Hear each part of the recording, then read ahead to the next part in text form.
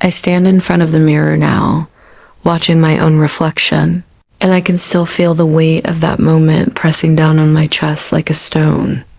18 years. 18 years of my life given to someone who was supposed to love me unconditionally, and it all came crashing down in a single sentence. My mother looked at me across the dining table, surrounded by aunts, uncles, cousins I barely knew, and neighbors who had watched me grow up, and she called me useless. The word hung in the air like poison, and I watched every face in that room turn toward me with a mixture of pity and satisfaction. But what happened next left everyone in absolute silence. I need to go back, though, because this story doesn't start with that dinner.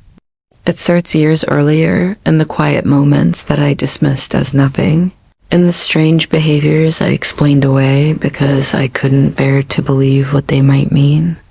It starts in the darkness of 3 a.m. when I would wake up thirsty and pad down the hallway toward the kitchen, only to hear my mother's voice coming from her bedroom, low and urgent, speaking into her phone.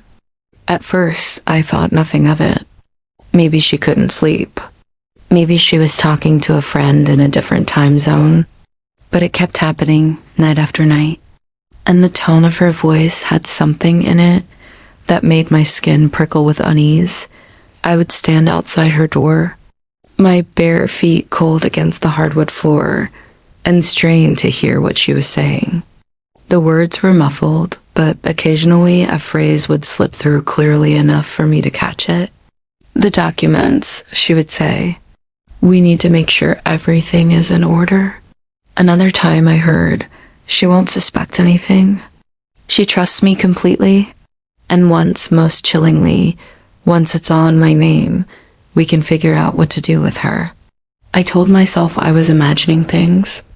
I told myself that my mother, the woman who had raised me, who had held me when I cried as a child, could never be plotting something against me. But the seed of doubt had been planted, and it grew in the darkness of those sleepless nights, spreading its roots through my peace of mind until I could no longer ignore it. During the day, her behavior became increasingly erratic. Some mornings she would wake up and be the mother I remembered from childhood, warm and affectionate, asking about my plans, offering to make my favorite breakfast. She would touch my arm gently when she spoke to me, and her eyes would soften with what looked like genuine love. Those moments made me question everything I had heard in the night. How could this woman, who looked at me with such tenderness, be the same person who whispered conspiracies into her phone in the dark? But then, without warning, she would shift. The warmth would drain from her face like water through a sieve, and she would become cold, critical, cruel. "Why are you still in your pajamas at this hour?" She would snap.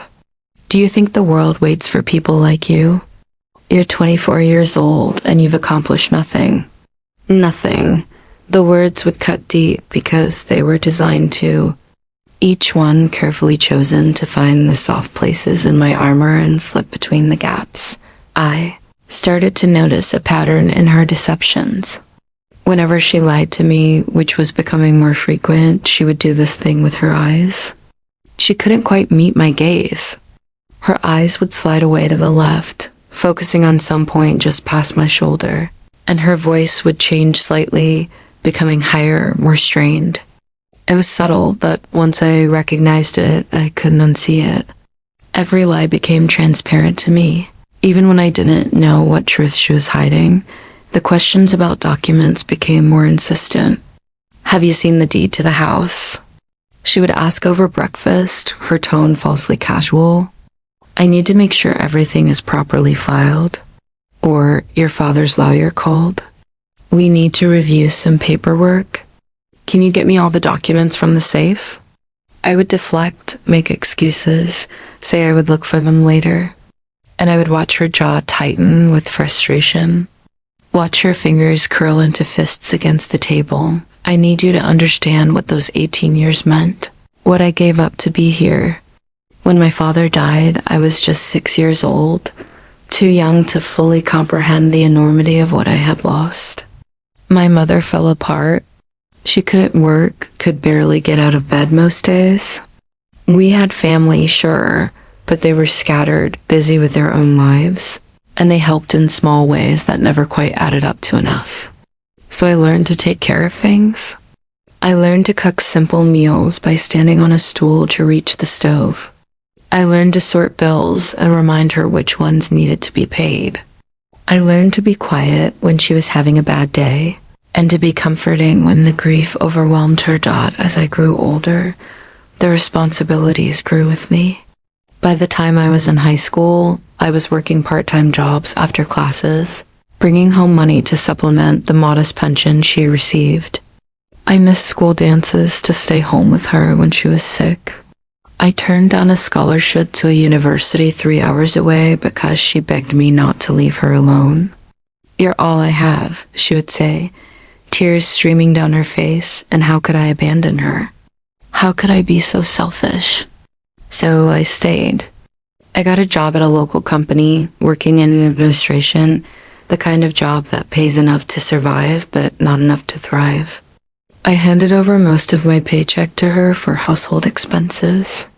I cooked, I cleaned, I managed everything while she spent her days watching television or talking on the phone with relatives who never seemed to visit. And I told myself that this was love, this was duty, this was what a good daughter did, but there was no recognition, no gratitude. It was as if my efforts were invisible, or worse, expected to the point of being unremarkable. When I would come home exhausted from a double shift, she would complain that dinner was late. When I couldn't afford to buy her the expensive medication she wanted, she would sigh dramatically and say, "I suppose I don't matter enough." Every sacrifice I made was swallowed up into a void of expectation. And I kept giving because I didn't know how to stop. The dreams I had once harbored faded like old photographs left in the sun. I had wanted to study psychology to help people to understand the human mind. I had wanted to travel, to see the ocean, to stand in cities where no one knew my name and I could be anyone I chose to be. I had wanted to fall in love, to build a life with someone who saw me as more than a caretaker or a disappointment. But those dreams became smaller and smaller until they were just whispers in the back of my mind, easily ignored in the face of immediate necessity. And then came the day when everything began to unravel for real. We were sitting in the living room, an unusually warm afternoon, and my mother turned to me with a smile that didn't reach her eyes. "I've been thinking," she said, her voice honey-sweet in that way that now made my stomach clench. "You know, this house has been in the family for so long. It would make sense to put it officially in my name, don't you think? That way everything stays in the family, and when I'm gone, we can figure out what to do with it." The suggestion was so outrageous, so blatant, that for a moment I couldn't speak. The house had been my father's pride and joy. He had worked himself to exhaustion to pay off the mortgage, and before he died, he had made very specific arrangements. I knew this because I had found the documents years ago, hidden in a box in the attic, and I had read them carefully, understanding even then that they were important. The house had been placed in trust for me, not for her, for me. It was one of the few things my father had been able to give me, one of the few ways he could take care of me even after his death. "I'll think about it," I said carefully, watching her face. There it was, the telltale sign. Her eyes slid away from mine, focusing on the television screen behind me, and her voice took on that strained quality. "Of course, take your time. It's just something to consider. For the family." That night, I couldn't sleep. I lay in bed staring at the ceiling, listening to the familiar sounds of the house settling around me, and I knew I needed to find out what was really going on. At 2 a.m, I heard her door open, heard her footsteps padding down the hall to the kitchen. I waited a few minutes, then followed, staying in the shadows of the hallway where I could hear but not be seen. She was on her phone again, her voice low but urgent. "She's resisting," she said. "I brought it up like you suggested, but she's being difficult about it." A pause while she listened to whoever was on the other end. I know. We need those documents. Once the house is in my name, we can sell it and split the money like we planned. Then we can move her into that apartment downtown, somewhere small, somewhere we don't have to worry about her." Another pause. "She won't be able to stop us. She's too trusting, too stupid to realize what's happening until it's too late." I felt like I had been punched in the stomach. The air rushed out of my lungs, and I had to put my hand against the wall to steady myself. This was real. This wasn't paranoia or imagination. My mother was actively plotting to steal my inheritance, to take away the one security I had, and to isolate me in the process. And she wasn't doing it alone. She had recruited others, family members, presumably, people I had trusted, people I had helped over the years. I forced myself to breathe slowly, to think clearly despite the roaring in my ears. I couldn't confront her now. I couldn't let her know that I knew. If I did, she would just change tactics, become more careful, maybe even accelerate whatever plan she had in motion. No, I needed to be smart about this. I needed evidence. I needed proof. And I needed a plan of my own. The next few weeks were a masterclass in pretending. I smiled when she smiled. I nodded when she made her suggestions. I played the part of the naive, trusting daughter while I quietly gathered every piece of evidence I could find. I made copies of documents from the safe when she was out. I recorded conversations on my phone when she didn't know I was listening. I went through her emails on the computer we shared, finding messages to and from relatives I barely knew, discussing property values and real estate agents and how to convince me to sign papers. I didn't understand. The level of betrayal was staggering. It wasn't just my mother. It was her brother, my Uncle Thomas, who I had lent money to 3 years ago when his business was failing. It was her cousin Patricia, who I had let stay in our guest room for 6 months when she was going through a divorce. These were people I had helped, people I had welcomed into my home, and they were conspiring to rob me of everything my father had worked to give me, but I had to stay calm. I had to be strategic. I remembered something my father used to say when I was very small. The best defense is a good offense, but the smartest offense is one your opponent never sees coming. He had been talking about chess, teaching me how to think several moves ahead. But the wisdom applied here too. I needed help, though. I couldn't do this alone. I thought about who I could trust, and one name kept coming back to me. Sarah. We had been best friends in elementary school, inseparable until her family moved away when we were 12. We had kept in touch sporadically over the years through social media, and I knew she had become a lawyer, working at a firm in the city. I hadn't seen her in person in over a decade, but desperate times called for desperate measures. I sent her a message late one night, keeping it vague but urgent. "I need legal advice. Can we meet?" She responded within an hour, which surprised me given that it was past midnight. "Of course. Coffee tomorrow at 2. I agreed, and for the first time in weeks, I felt a small flicker of hope. The coffee shop she chose was in a quiet neighborhood halfway between our two locations. A small place with brick walls and the smell of fresh espresso hanging in the air. I arrived early, nervous energy making it impossible to sit still, and when Sarah walked in, I almost didn't recognize her. The girl I remembered had been all knobby knees and wild hair, but the woman approaching me was poised and professional, wearing a perfectly tailored suit and carrying a leather briefcase. But when she smiled, I saw my old friend again, and something in my chest loosened.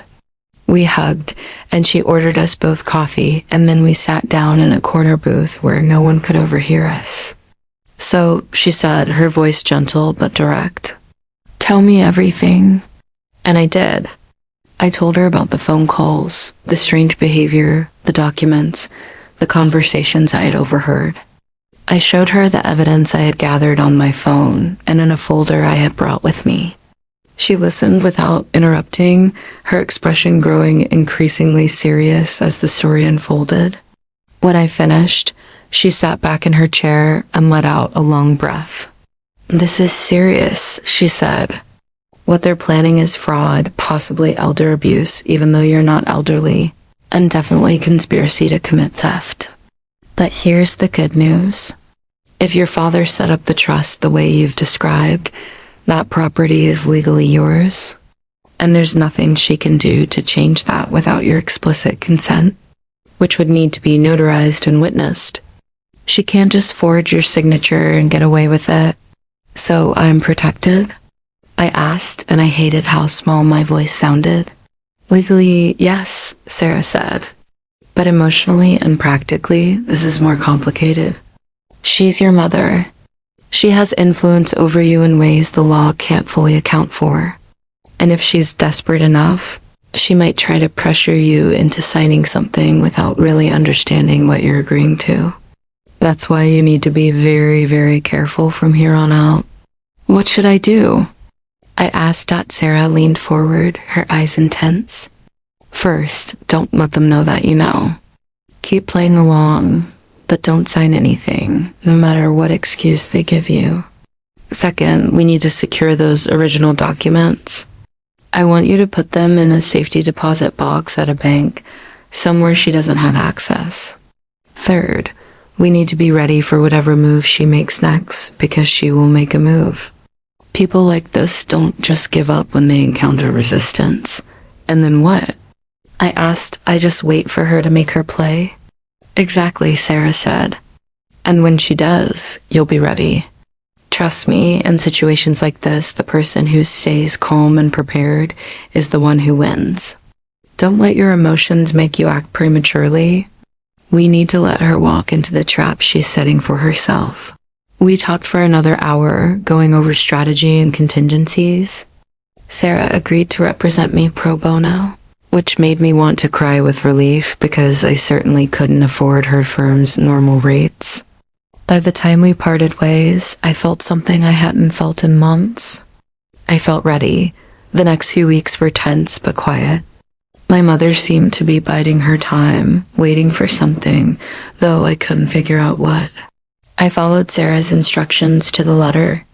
I moved all the important documents to a safety deposit box at a bank across town. I kept detailed notes of every suspicious conversation or behavior. I maintained my facade of ignorance, playing the dutiful daughter while preparing for war, and then, while organizing some old boxes in the attic, I found something that changed everything. It was a folder I had never seen before, tucked behind some holiday decorations in a corner that hadn't been disturbed in years. Inside were bank statements and property documents, all in my father's name, all addressed to a P.O. box I didn't recognize. As I read through them, my hands began to shake. My father had set up more than just the trust for the house. He had also established a savings account in my name, one that had been quietly accumulating interest for 18 years. The balance was substantial, not enough to retire on, but enough to change my life.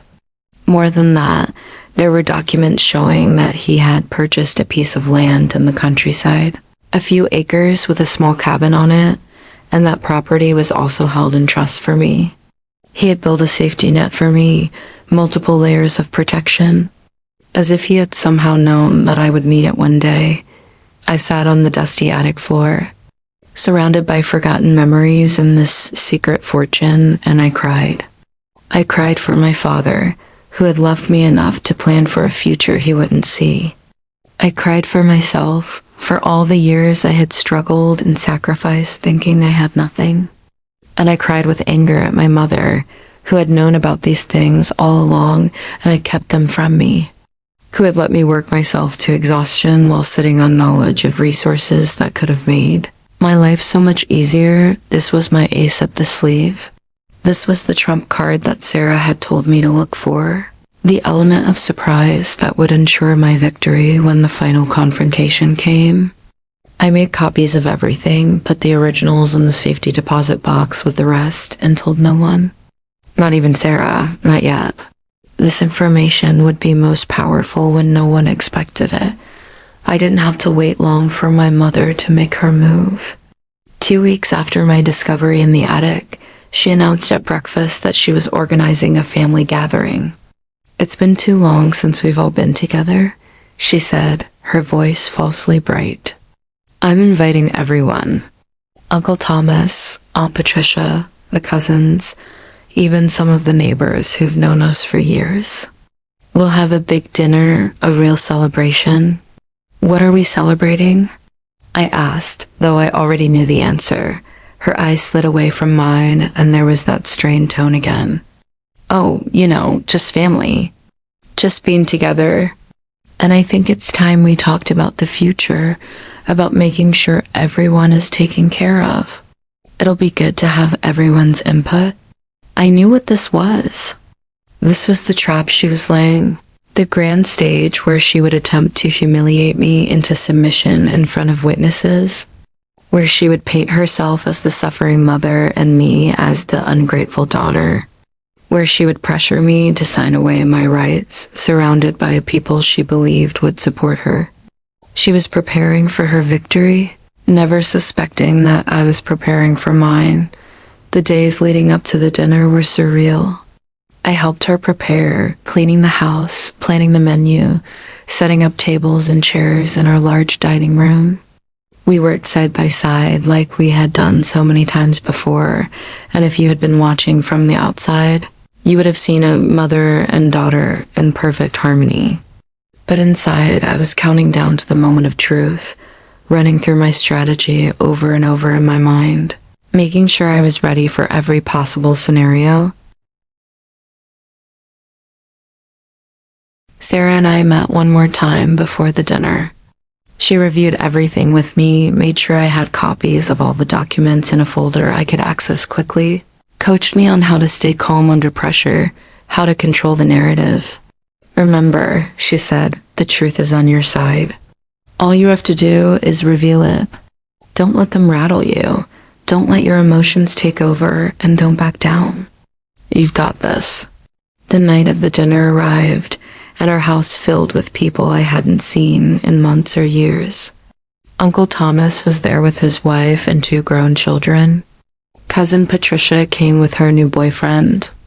There were aunts and uncles whose names I barely remembered, neighbors from up and down the street, even my mother's closest friend from her church group. The dining room table was extended to its full length, and still we needed to add a card table at the end to fit everyone. The meal itself was elaborate, far more than my mother usually prepared. She had pulled out all the stops, wanting this to be memorable, wanting the stage to be set perfectly for what she had planned. We ate and made small talk, and I could feel the tension building in my chest like a storm about to break. I picked up my food, barely tasting it, watching my mother as she played the gracious hostess, laughing at jokes and making sure everyone's wine glass was filled. Finally, as dessert was being served, my mother stood up and gently tapped her glass with a spoon to get everyone's attention. The room fell quiet, all eyes turning to her, and I saw the satisfaction in her face as she prepared to take center stage. This was her moment, or so she thought. "I want to thank you all for coming tonight," she began, her voice warm and emotional. "It means so much to have family around, especially in difficult times. As many of you know, it's been hard for me these past 18 years, raising my daughter alone, trying to make ends meet, struggling to keep this house and provide for us both. I've done my best, but it hasn't been easy." She paused, letting that sink in, and I saw heads nodding sympathetically around the table. She was good at this, I had to admit.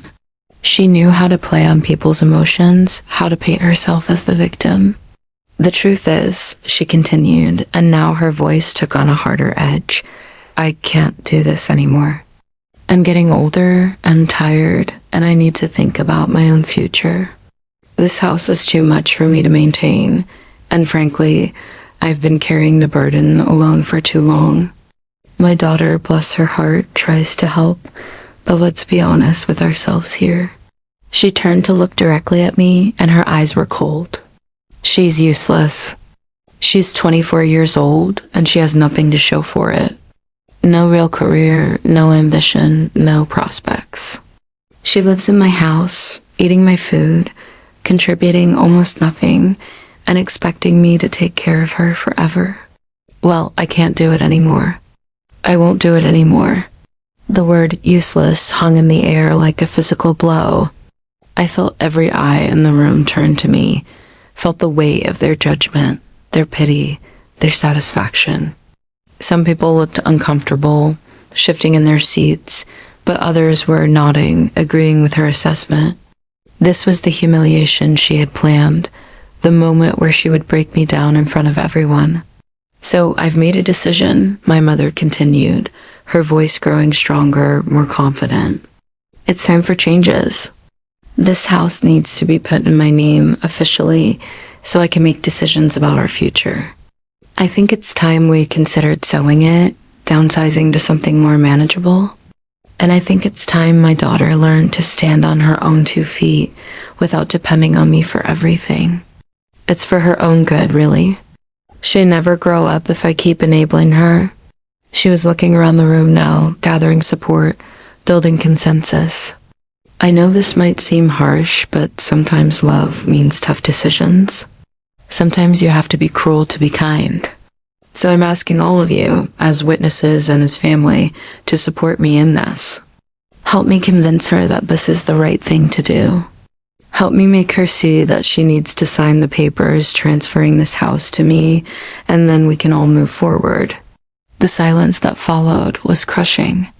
I could feel people looking at me, waiting to see if I would cry, if I would argue, if I would crumble under the weight of this public shaming. My mother stood there, triumphant, certain of her victory. Uncle Thomas was nodding, already preparing to speak in her support. Patricia had a smug little smile on her face, as if this were going exactly as she had expected, and in that moment, I felt something shift inside me. All the hurt, all the anger, all the betrayal of the past months crystallized into a cold, clear certainty. I had been afraid of this moment, afraid of standing up to her, afraid of destroying what little relationship we had left. But looking at her face, seeing the cruelty and calculation there, I realized there was nothing left to destroy. The mother I had loved and sacrificed for didn't exist. Or maybe it had never existed at all. I stood up slowly, and the room's attention shifted fully to me. My mother's smile faltered slightly, perhaps sensing that something was wrong, that I wasn't reacting the way she had anticipated. I reached down to the bag I had placed by my chair earlier, the folder Sarah and I had prepared, and I pulled it out carefully.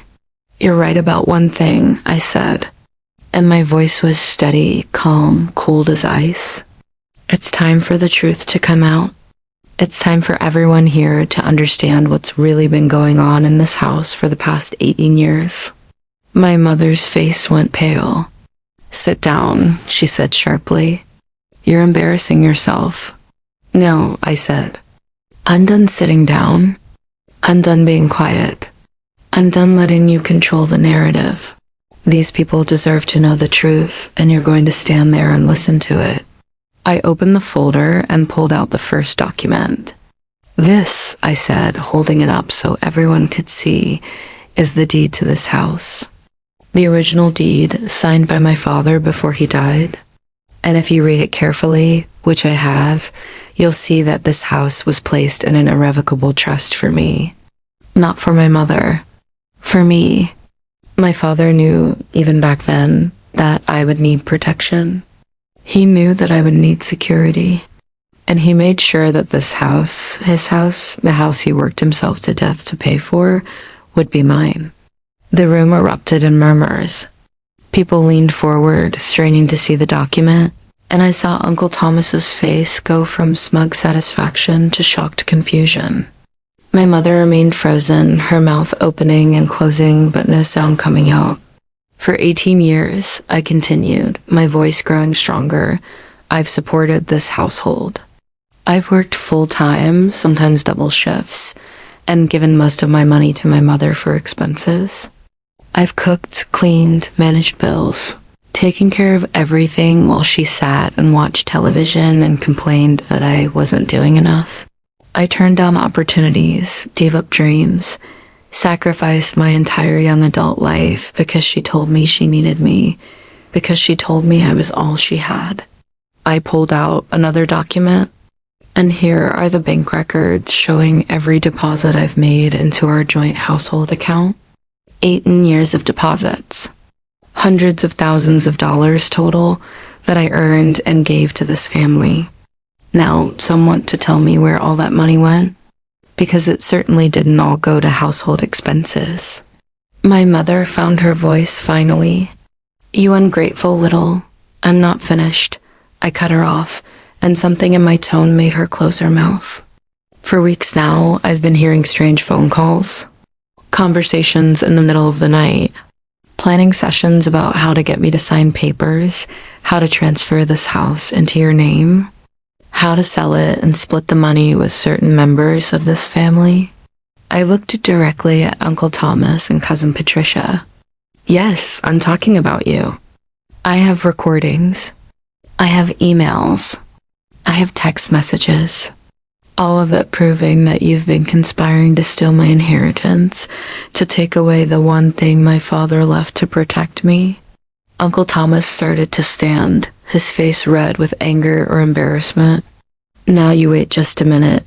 Sit down," I said, and the steel in my voice surprised even me. "You had your chance to be honest. You had your chance to be family. You chose to be thieves instead." I turned back to my mother and I pulled out the final documents, the ones I had found in the attic. But here's what none of you knew. Here's the part you didn't plan for. My father didn't just leave me this house.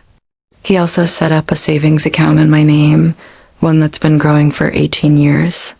He also purchased property, land in the countryside with a cabin on it, all held in trust for me.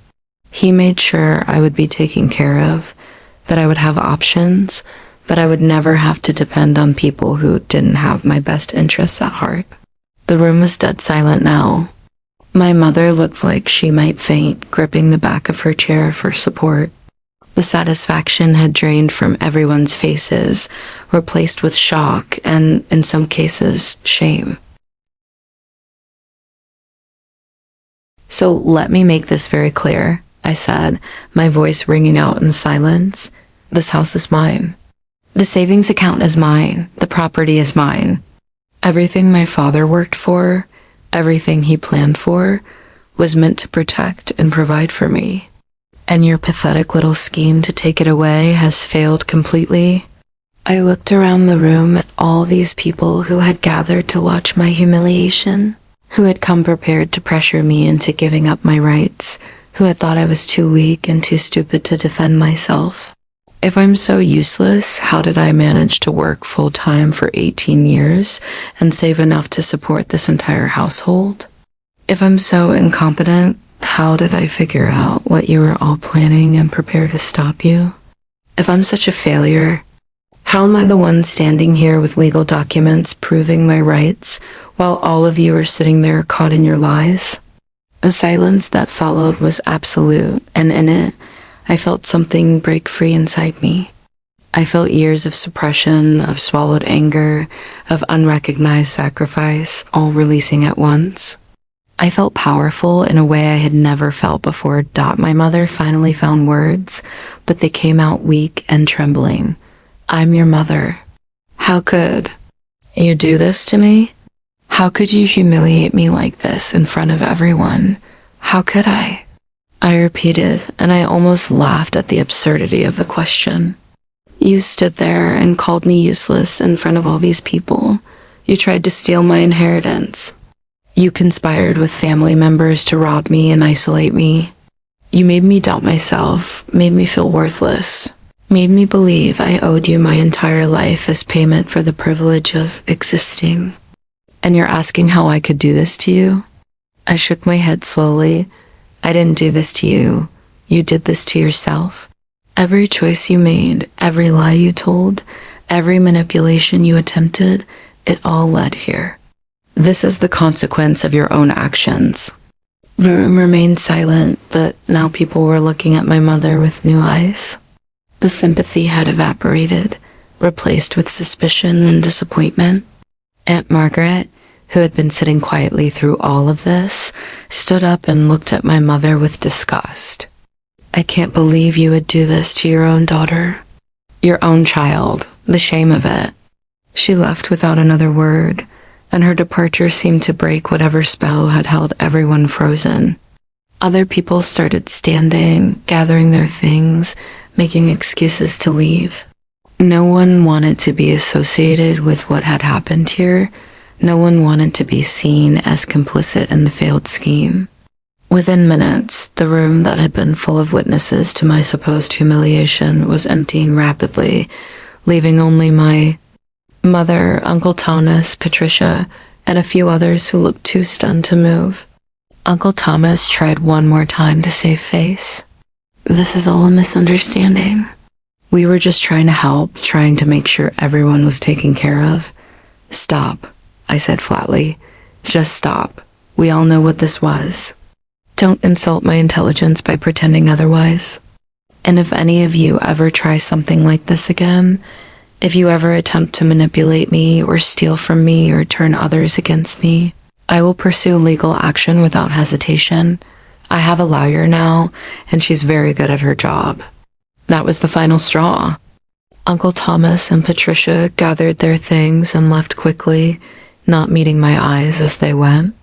The few remaining guests followed suit until finally it was just me and my mother standing in the wreckage of her party, surrounded by half-eaten cake and cooling coffee. She looked at me with something I had never seen in her eyes before, something that might have been fear. What happens now? She asked quietly. Now, I said, we establish some new ground rules. This is my house, legally and morally. You can continue to live here if you choose, but you'll do so as my guest, not as the owner. You'll treat me with respect, or you'll find somewhere else to live. You'll contribute fairly to household expenses from your pension, and you'll stop trying to control or manipulate me. If you can't accept those terms, I'll help you find an apartment, but either way, this dynamic we've had for 18 years is over. Do you understand? She nodded slowly, and for the first time in my life, I saw her looking at me as if I were a person rather than a possession or a disappointment. It wasn't love, it wasn't the maternal warmth I had always craved, but it was acknowledgement at least. It was the beginning of boundaries. The next few days were strange and uncomfortable. My mother barely spoke to me, moving through the house like a ghost, avoiding eye contact and keeping to her room. The phone calls from family members stopped completely.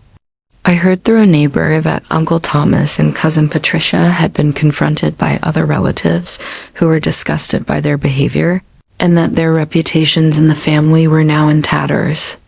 The gossip spread quickly through our small community. People I barely knew would stop me at the grocery store to express their support or their shock at what my mother had tried to do. I met with Sarah to formalize everything legally. We filed paperwork with the county to ensure the deed was properly recorded in my name. We opened a new bank account for me at a different bank, transferring all the funds from the trust account that my father had set up. We researched the property in the countryside and found that it was worth considerably more now than it had been when my father purchased it, as the area had developed and land values had increased. You're in good shape, Sarah told me over lunch after we had finished with the last of the paperwork. Better than good, actually. You have assets, you have security, and you have legal protection. The question now is, what do you want to do with all this? It was a good question, one I had been asking myself constantly. For so long, my entire life had been about survival, about meeting immediate needs, about making it through each day and each week. I had never really thought about what I wanted, what would make me happy, what dreams might still be possible. I think, I said slowly, testing out the words, I want to go back to school. I want to study psychology like I planned to when I was 18. It's not too late, right? 24 isn't too old to start over. Sarah smiled warmly. 24 is incredibly young. You have your whole life ahead of you. And with the resources you have now, you can actually afford to do it right. Take your time. Go full time if you want. Really invest in your education. The idea grew in my mind, taking root and spreading branches. I could see it now, a future that didn't involve exhaustion and sacrifice and diminishing returns. I could see myself in a classroom, learning, growing, becoming someone new. I could see myself eventually helping other people who felt trapped. Like I had, people who needed someone to show them that escape was possible. Over the next few months, I began the process of rebuilding my life. I applied to several universities, choosing programs that specialized in counseling and family dynamics. I wrote my admissions essay about resilience and breaking cycles of manipulation, and apparently it resonated because I received acceptance letters from 3 different schools. I chose the one that offered the best financial aid package and had a strong reputation for their psychology department. The property in the countryside became a weekend retreat for me, a place where I could go to think and breathe and remember what peace felt like. The cabin was small but charming, with windows that overlooked rolling hills and a stream that ran through the back of the property. I spent weekends there fixing it up, painting walls, clearing out years of neglect, turning it into something that felt like mine in a way the house I grew up in never had. My relationship with my mother remained complicated and distant. She followed the rules I had established, contributing to expenses and keeping her opinions to herself, but there was a coldness between us that I suspected would never fully thaw. Sometimes I would catch her looking at me with something that might have been regret, but she never apologized. She never acknowledged what she had done or tried to explain why she had done it. The silence between us was heavy with things that would never be said. I thought often about forgiveness, about whether I owed her that, whether holding on to anger was hurting me more than it was hurting her. Sarah, who had become a genuine friend again through all of this, told me that forgiveness was something you did for yourself, not for the other person, but I wasn't sure I agreed. Some things, some betrayals, were simply too large to forgive, and pretending otherwise felt dishonest. What I could do was move forward. I enrolled in classes for the fall semester, choosing courses that excited me, that made me want to learn again. I reduced my hours at my administrative job to part-time, using my savings to supplement my income so I could focus on school. For the first time in 18 years, I wasn't exhausted every moment of every day. I had energy for things beyond mere survival. I also started therapy myself, recognizing that years of emotional manipulation and sacrifice had left marks that wouldn't heal on their own. My therapist, Dr. Chen, was a patient woman in her 50s who specialized in family trauma and complex relationships. She helped me understand that what my mother had done wasn't just about money or property. It was about control, about keeping me dependent and small so she could feel important and needed. People like your mother, Dr. Chen explained during one session, often have a deep insecurity about their own worth. They need someone to be lesser than them, someone to take care of, someone to control, because without that dynamic, they don't know who they are. When you started to become independent, when you started to see through her manipulations, it threatened her entire sense of self. That's why she escalated. Understanding didn't make it hurt less, but it did make it make sense in a way it hadn't before. My mother wasn't some cackling villain from a fairy tale. She was a broken person who had chosen to break others rather than fix herself, and while that was tragic, it wasn't my responsibility to fix or forgive or forget.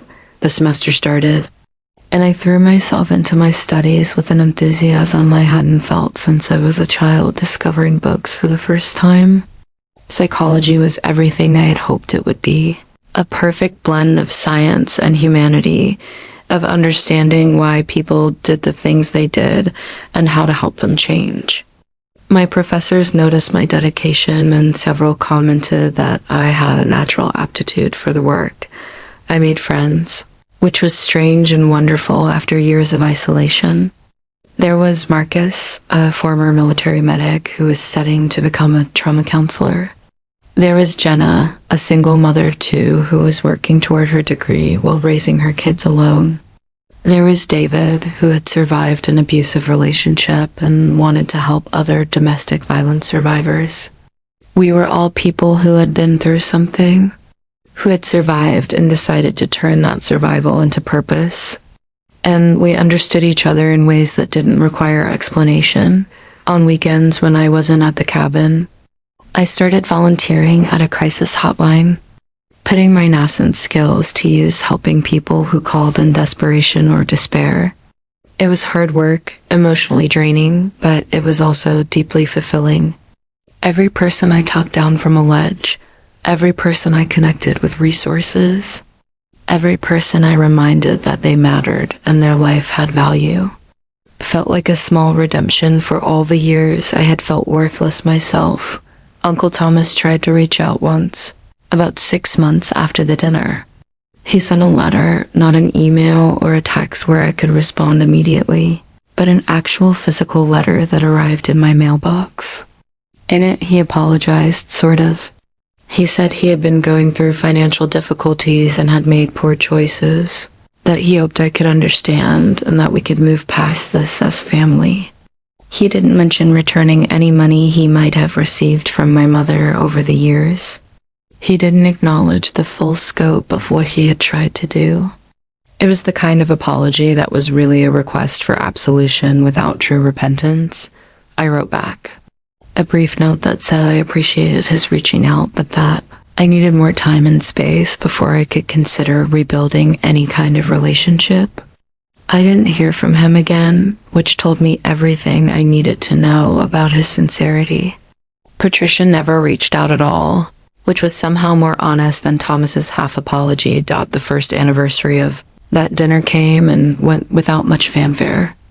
I marked it privately, reflecting on how much had changed in a year. I had completed my first year of university with a 3.9 GPA. I had secured an internship at a community mental health center for the following summer. I had paid off the small amount of debt I had accumulated over the years. I had savings, real savings, for the first time in my life. I had friends and purpose and a future that stretched out before me, full of possibility, rather than obligation. My mother and I had settled into a distant but functional coexistence. We were housemates more than family, sharing space and basic pleasantries, but little else. She had gotten a part-time job at a local library, which surprised me, but I said nothing about it. If she wanted to work, to have something of her own, that was her choice. We ate dinner together sometimes, in silence mostly, the television filling the space where conversation might have been. I wondered sometimes what would have happened if I hadn't found those documents in the attic. If I hadn't overheard those phone calls, if I had remained ignorant of her plans.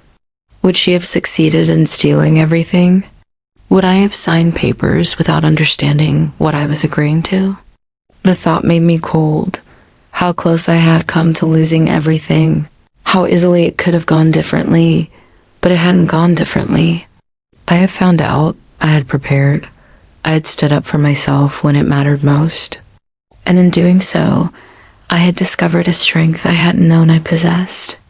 A core of steel beneath all the soft compliance I had shown the world for so long. My father's memory became something different to me during this time. Before, he had been this shadowy figure of loss, someone I had loved but barely remembered, whose death had defined so much of my childhood. Now, I understood him differently. He had known my mother's weaknesses, had understood what might happen after he was gone, and he had done everything in his power to protect me from decades in the future. Every document he had filed, every trust he had established, every account he had opened was an act of love reaching across time to save me when I needed it most. I visited his grave for the first time in years, bringing flowers and sitting on the grass beside his headstone. "Thank you," I said aloud, not caring if anyone heard me talking to a piece of granite. "Thank you for seeing what I couldn't, for planning ahead, for making sure I would be okay. I'm finally using what you gave me. I'm finally becoming someone you'd be proud of." The wind picked up, rustling through the trees that surrounded the cemetery, and for a moment I could almost imagine it was his response, his acknowledgement. Whether it was or not didn't really matter. What mattered was that I was finally living a life that honored his sacrifice and his foresight got in my second year of university. I took a class on family systems theory that changed how I understood my entire childhood. The professor, Dr. Okafor, explained how families develop patterns of interaction that become so ingrained they're almost impossible to break from the inside. How roles get assigned and reinforced until they become identity itself. I saw my family in every case study, recognized the patterns we had fallen into, understood how my mother's need to be needed had shaped me into someone who needed to be needed. For a class project, I wrote a paper analyzing my own family dynamics, changing names and details enough to maintain privacy, but otherwise telling the truth about what had happened. Dr. Okafor gave me an A and asked if I would be willing to present it to the class as an example of breaking destructive family patterns. I agreed, and standing in front of 30 fellow students, telling my story as a case study rather than a confession, I felt another layer of shame fall away. After the presentation, several students approached me to share their own stories of family manipulation and betrayal. I realized I wasn't alone, that this pattern was far more common than I had imagined, that countless people were trapped in dynamics similar to what I had experienced. It reinforced my desire to work in family counseling, to help others recognize these patterns before they consumed entire lives. The property in the countryside continued to be my sanctuary, but I also started to see its potential as something more. The land was large enough that I could eventually build additional structures, and an idea began to form. What if years from now, when I had my degree and my license, I created a retreat center? A place where people escaping toxic family situations could come to heal and plan and find their footing. It was ambitious, maybe even grandiose, but having one impossible dream become reality had made other impossible dreams seem achievable. I met someone during my second year, which surprised me. I hadn't been looking for romance, hadn't thought I had the emotional bandwidth for it, that Alex appeared in my life anyway. A teaching assistant in one of my classes who asked if I wanted to get coffee to discuss a particularly complex assignment. Coffee became lunch, became dinner, became a relationship that developed slowly and carefully. Both of us carrying enough baggage that we understood the need for patience. Alex had their own story of family trauma, a coming out that had gone badly and resulted in years of estrangement from parents who couldn't accept who they were.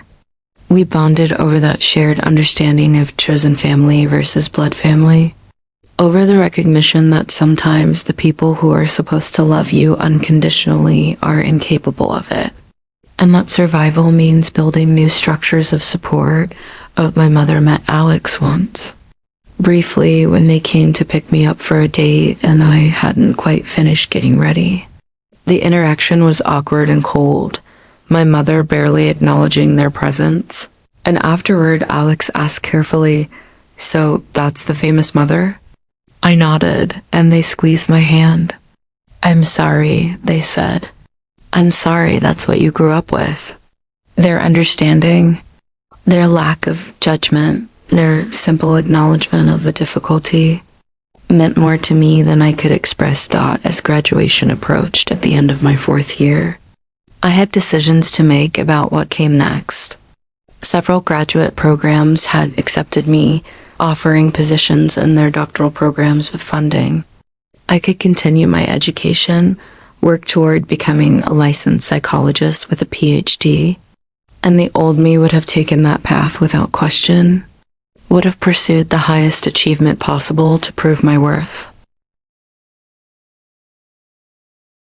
But I paused, reconsidered, thought about what I actually wanted rather than what would look most impressive. The truth was, I wanted to work with clients sooner rather than later. I wanted to be in the field, helping people, using what I had learned in practical ways.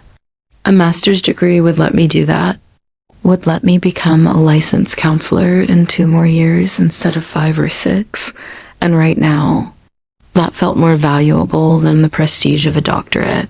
I chose a master's program at a nearby university, one that emphasized practical clinical work and community mental health. Sarah, when I told her my decision, nodded approvingly. You're learning to choose what you want instead of what you think you should want, she said. That's growth right there. The graduation ceremony for my bachelor's degree was small but meaningful. I had invited only a few people: Sarah, Alex, Marcus, and Jenna from school, Dr. Chen, my therapist, and a few others who had supported me through the previous 4 years. My mother was not on the invitation list, and I felt no guilt about that decision. This achievement was mine, built on my resilience and hard work. And I didn't want her presence casting a shadow over it. As I walked across the stage to receive my diploma, I thought about that dinner 4 years ago, about standing in front of all those people being called useless. If they could see me now, what would they think? But the truth was, I didn't care what they thought. Their opinions, their judgments, their satisfaction in my supposed failures, none of it mattered anymore. I had proved to myself that I was capable, valuable, worthy, and that was the only proof that counted. The summer before graduate school, I did my internship at the Community Mental Health Center, working primarily with young adults from difficult family situations. I heard echoes of my own story again and again.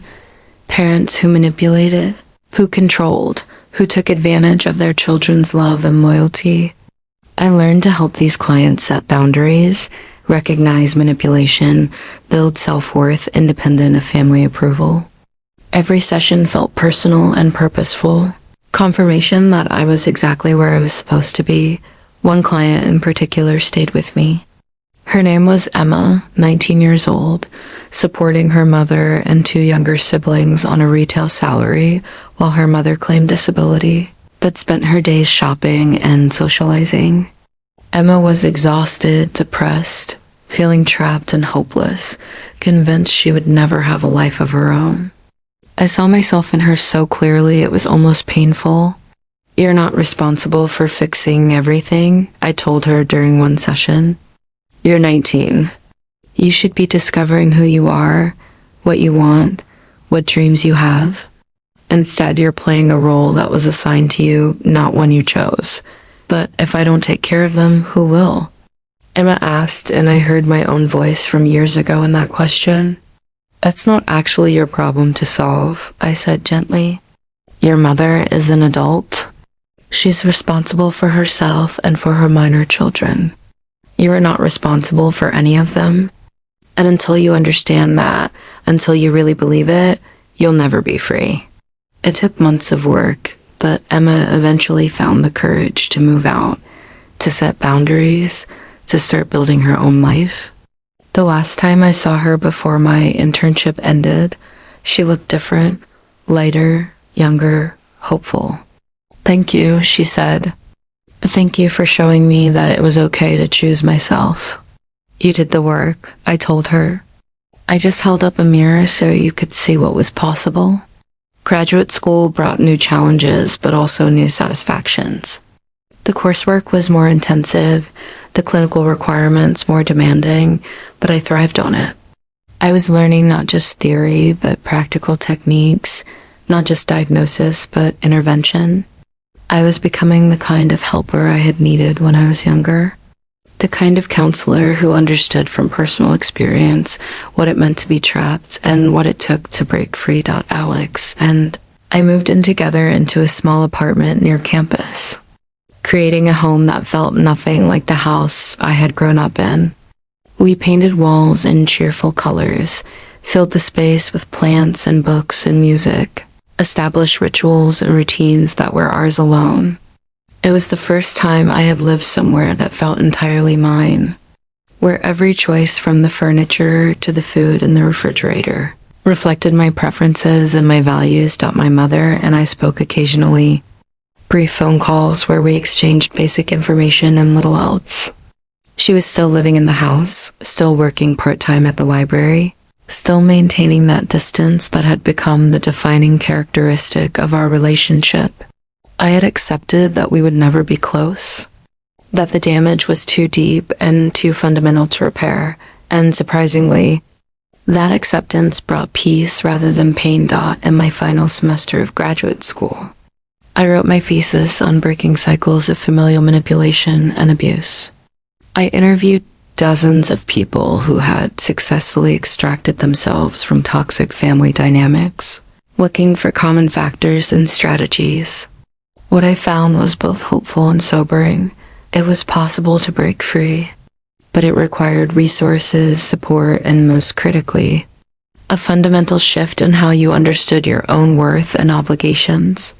The turning point for most people, I wrote in my conclusion, comes when they stop seeking approval from the person who is harming them and start seeking approval from themselves. When external validation becomes less important than internal integrity, the power dynamic shifts irreversibly. I defended my thesis in front of a panel of professors who asked challenging questions and pushed me to think more deeply about my findings. When I finished, when they told me I had passed and congratulated me on excellent work, I felt a surge of accomplishment that had nothing to do with anyone else's expectations. This was mine. I had done this the day I received my master's degree. I returned alone to that cemetery, to my father's grave, and I placed my diploma against his headstone. I did it, I told him. I used what you gave me to build something new. I became someone who helps others the way you helped me. I hope wherever you are, you can see this. I hope you know it was worth it. I took a job at a counseling center that specialized in family trauma and relationship issues. The pay wasn't extraordinary, but it was enough, and more importantly, the work was meaningful. Every client who came through my door carried pieces of my own story, and I used that understanding to help them find their way toward healing. The house, my father's house, remained in my name, but I was rarely there. Eventually, I had a conversation with my mother about selling it. The market is good right now, I said. If we sell, you could use your portion to buy a small condo, something that's truly yours, and I could reinvest in the retreat center I'm planning. She was quiet for a long moment. You'd really split it with me? She asked finally. After everything? The house is mine legally, I said. But you've lived there for decades. I'm not cruel enough to leave you with nothing, despite what you tried to do to me. Consider it a gift, not an obligation or an entitlement. We sold the house 6 months later. True to my word, I split the proceeds, giving her enough to purchase a modest condo and have some savings left over. We haven't spoken much since then, maybe 3 or 4 times in the past year, and I'm fine with that. I've built a life that doesn't revolve around her or her needs or her approval, and that life is full and satisfying in ways I couldn't have imagined during those dark years when I thought I would be trapped forever. The retreat center is still in the planning stages, but I've started the paperwork to establish it as a nonprofit. The vision is clear, a place where people escaping toxic family situations can come for short-term stays, where they can receive counseling, practical support, and help planning their next steps. I want to create the resource I never had, the place I wish I could have gone when I was 24 and terrified and unsure. If I had the strength to stand up to my mother, Alex, and I got engaged last month, a quiet proposal on the porch of the cabin in the countryside, surrounded by the sound of the stream and the rustle of leaves. We're planning a small wedding, just close friends and chosen family. People who have supported us and loved us and reminded us that family is something you build, not something you're born into. I think sometimes about that dinner, about standing in that room full of people who had come to watch me be humiliated, about the moment when I decided to fight back instead of accepting what they wanted me to accept. It was a turning point, the moment when I chose myself for the first time in my life, and everything that came after flowed from that choice. People ask me sometimes if I regret how things ended with my mother, if I wish we could have found a different resolution. The truth is complicated. I regret that she wasn't capable of being the mother I needed. I regret the years I wasted trying to earn love that was never available. I regret the pain and the betrayal and the loss of what might have been, but I don't regret standing up for myself. I don't regret protecting what was mine. I don't regret choosing a life of my own design over a life of servitude and manipulation. And I don't regret the distance that now exists between us, because that distance has allowed me to finally breathe, to finally become myself without the weight of her expectations and manipulations, crushing me into shapes I was never meant to take. The concept of karma gets thrown around a lot, usually in the context of cosmic justice or revenge. But I've come to understand it differently through my work and my healing. Karma isn't about punishment handed down from the universe. It's about consequences flowing naturally from choices. My mother chose manipulation and betrayal, and the natural consequence was isolation and loss of trust. She created her own loneliness, her own fall from grace, through the choices she made. I didn't need to take revenge. I didn't need to actively punish her or destroy her life. All I needed to do was protect myself, tell the truth, and let the natural consequences of her actions unfold. That was enough. The silence that fell over that room when I revealed what she had tried to do. The way family and friends turned away from her in disgust and disappointment. That was karma in its truest form, and for me, the karma has been different, but equally natural. I chose to invest in myself, in my healing, in building a life of purpose and meaning. The natural consequence has been fulfillment, connection, and peace. I have work that matters. I have relationships built on honesty and mutual respect. I have a future I'm excited about rather than dreading. That's my karma. The return on investment for choosing courage over compliance. So when people ask me if I'm happy now, I can honestly say yes. Not in some artificial, everything is perfect way, but in a deep, fundamental sense of rightness about how I'm living my life. I'm exactly where I'm supposed to be, doing exactly what I'm meant to do, surrounded by people who see me and value me for who I actually am rather than what I can provide for them. And if you're reading this, if you recognize yourself in pieces of my story, if you're currently living under the weight of someone else's manipulation or expectations or demands, I want you to know something. You are not responsible for fixing broken people, especially when they're actively trying to break you too. You are not obligated to sacrifice your entire life to prove your love or your worth. You are allowed to choose yourself, to protect yourself, to build a life that serves your well-being rather than someone else's convenience. It won't be easy. Standing up to family, especially to parents who have conditioned you from birth to prioritize their needs over your own, is one of the hardest things you'll ever do. You'll doubt yourself. You'll feel guilty. You'll wonder if you're being selfish or cruel. But I promise you, on the other side of that fear and that guilt is a life worth living. A life that's truly yours. So tell me, have you ever been unfairly called useless by someone who should have supported you instead? Have you ever been manipulated by family into sacrificing your dreams and your future for their benefit? Comment karma if the story resonated with you. If you've seen these patterns in your own life, if you're ready to start choosing yourself, and remember, karma doesn't fail.